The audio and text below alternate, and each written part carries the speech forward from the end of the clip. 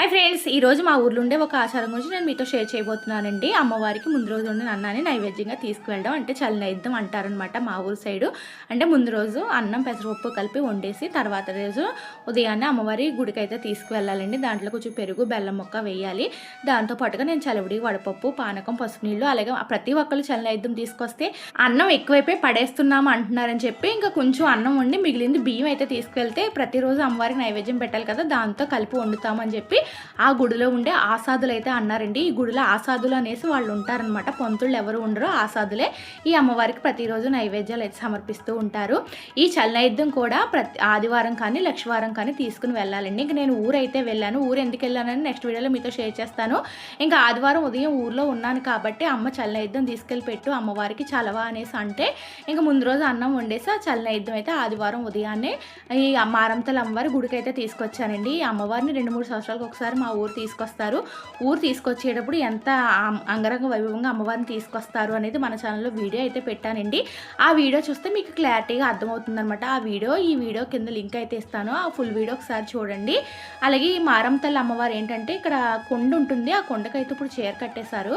ఆ కొండనే మారంతల్లి అమ్మవారిగా అయితే పూజిస్తామండి. ఈ అమ్మవారిని 2-3 సంవత్సరాలకు ఒకసారి తీసుకొచ్చి కొన్ని నెలలు ఉంచిన తర్వాత అమ్మవారు అనుమతిస్తే మళ్ళీ ఊరు నుంచి అయితే పంపిస్తారండి. ఈ అమ్మవారిని మా ఊరి గ్రామదేవతగా అయితే పిలుస్తారు. ఇంకా అమ్మవారికి చలినైద్యం సమర్పించి ధూపం అయితే వేసేసాము. ఈ విధంగా ప్రతి ఒక్కళ్ళు ఊర్లో ఉన్న వాళ్ళు చలినైద్యం అయితే తీసుకొస్తూ ఉంటారండి. వాళ్ళకి ఎప్పుడు కుదిరితే అప్పుడు తీసుకొచ్చి అమ్మవారికి అయితే సమర్పిస్తూ ఉంటారు. ఇంకా అమ్మవారిది పాక అయితే ఉంటుందండి. ఆ పాకనే చూపిస్తున్నాను. ఈ పాక కూడా కొన్ని నెలల మటుకే కాబట్టి ఇలా పాక అయితే వేసి ఆ పాకలో అమ్మవారిని అయితే ఉంచుతారనమాట. తర్వాత ఈ అమ్మవారిని మళ్ళీ తీసుకువెళ్ళేటప్పుడు ఈ పాకను కూడా తీసేసి కాల్ చేస్తారండి. లేదంటే అమ్మవారు వెళ్ళనని చెప్పి చాలా ఇబ్బంది పెడుతుంది. అవన్నీ కూడా అమ్మవారు ఊరు నుంచి వెళ్ళేటప్పుడు మళ్ళీ నేను వీడియో అయితే నేను మీతో షేర్ చేసుకుంటానులేండి. వచ్చేటప్పుడు ఏ విధంగా అయితే ఎంత బాగా తీసుకొస్తామో అలాగే అమ్మవారిని పంపించేటప్పుడు కూడా అంతే జాగ్రత్తగా పంపిస్తాము. ఇంకా అమ్మవారికి సమర్పించిన పానకం పసుపు నీళ్ళు ఎదురుగా పోతురాజు ఉంటే అక్కడైతే మా వారు వేసేసారు. అలాగే అమ్మవారికి ధూపం వేయడానికి ఇవిడ నిప్పు చేస్తున్నారు చూడండి. ఇంతకుముందు నోటితో ఊదేవారనమాట. ఇప్పుడు ఇది బాగుంది కదా, అలా చేత్తో అంటూ ఉంటే లోపల ఫ్యాన్ ఉంది, దాంట్లోంచి గాలి అయితే వస్తుంది, నిప్పు తొందరగా అవుతుందండి.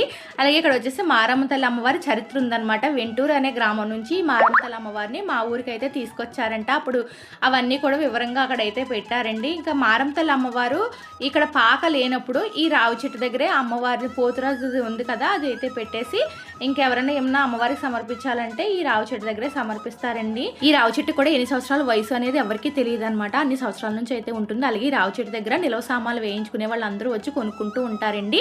ఇక్కడ ఎండుమిరపకాయలు జీలకర్ర ధనియాలు చింతపండు ఇవన్నీ అమ్ముతూ ఉంటారు. సంవత్సరానికి కావాల్సిన వాళ్ళందరూ ఇక్కడికి వచ్చి అయితే కొనుక్కుని వెళ్తారు.